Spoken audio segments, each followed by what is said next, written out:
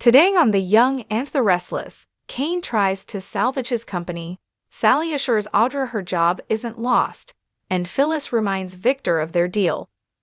Billy is on the phone in crimson lights, hyping the launch of Abbott Communications to a journalist. Sally mopes in, and he guesses there's a problem. Slumping in a chair, she explains that she was talking to his mother. Their one and only investor was not won over by her pitch to bring Audra on board. This is hardly a surprise to him. They sift through the reasons why. Sally suspects that if Jill could get behind them, she could get behind Audra. Billy is less sure that his mother will change her mind. The redhead points out that she was only strongly encouraged not to hire Audra, not barred from doing so. Those sound like the same thing to Billy since he understands Jill's speak. However, he also has faith in Sally's judgment, and he's confident she'll make the right decision. In the middle of the athletic club dining room, Audra and Holden continue their blowout about him exposing their secret to Claire. He insists that he was only trying to protect them.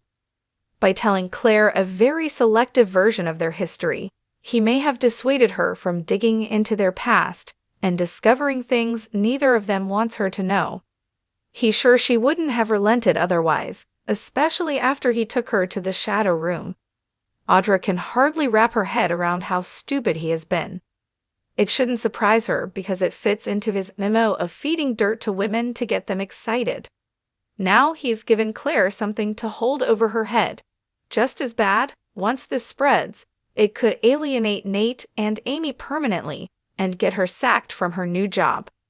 As he continues trying to rationalize his choice, Sally interrupts.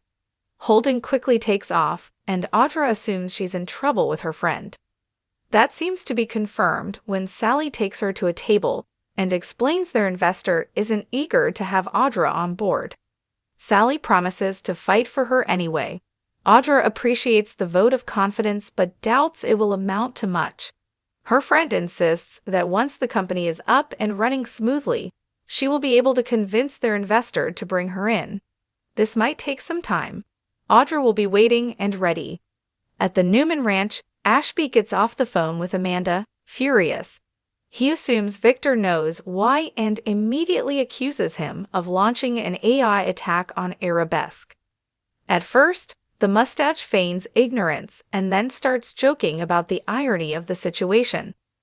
He has only done to Cain what Ashby planned to do to everyone else.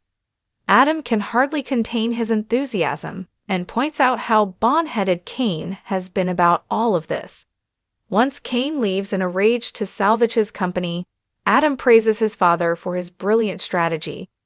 Arabesque will be in ruins in a week, and they can scoop up what they want for pennies. As much as Victor is enjoying this quick victory, it's nothing compared to how much he is looking forward to destroying Jack. Adam heads to Society to meet with Chelsea and immediately fills her in on the attack on Arabesque. She wonders why he doesn't seem happier. He admits that Cain is only getting what was coming to him, but he can hardly say the same for Jack and Jabot. Jack was a father figure when his family froze him out. He'll never forget how much faith the Abbot had in him.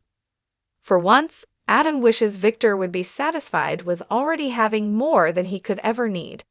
Chelsea feels sorry for his father's inability to ever be satisfied. Adam continues feeling bad for Jack. His father has already ordered him to come up with a distraction for the Abbots. She reminds him that he could refuse to follow orders. They mull over standing up to his father for once. Phyllis finds Cain desperately calling his tech team in Chancellor Park.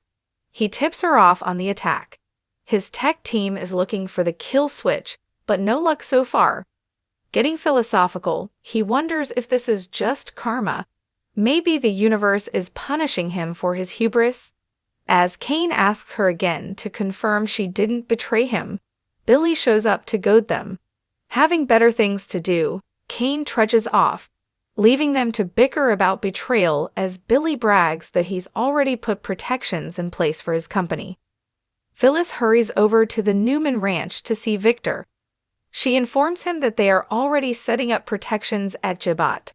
He dismisses that and assures her she will still get the company. Phyllis asks if he is really planning an attack on Arabesque and reminds him that wasn't part of their deal. Victor reminds her that they never agreed to a partnership. Beyond handing her Jabot, he has no obligation to her and can do whatever he wants with the AI. Besides, she's already betrayed Cain, so what difference does it make?